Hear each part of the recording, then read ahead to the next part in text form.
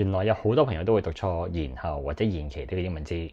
其實呢一個英文字喺職場上經常都會見到或者使用，但係原來唔少朋友會讀錯。最常見嘅錯誤就係大家會將第二個音節讀咗手機，所以好多人會將佢讀成 postphone。呢一個字嘅正確讀法咧，就係將第一個音節讀成輕音，即係 pose， 而第二個音節咧係重音，讀 pone。佢會有啲似廣東話嘅鋪加一個 n 音 pone， 所以呢個字係讀 postpone。postpone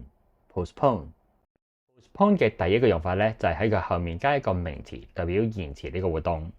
Shall we postpone the trip? The meeting has been postponed. They had to postpone their wedding as a result of COVID.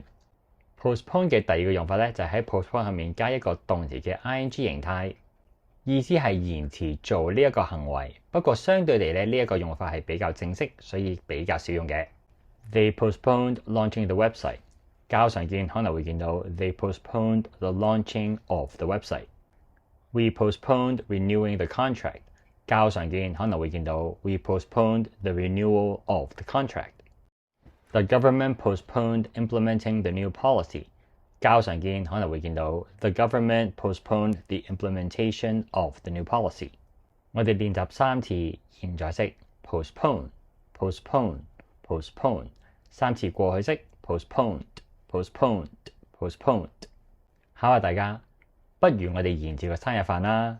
如果我哋用 let's 做開頭，英文應該點樣表達呢？學到新嘢記住幫手 comment、like 同埋 share。想揾私營英文補習老師咧，就歡迎諮詢我。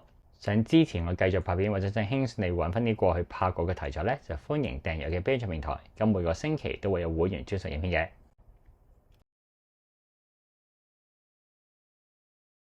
想揾私營英文補習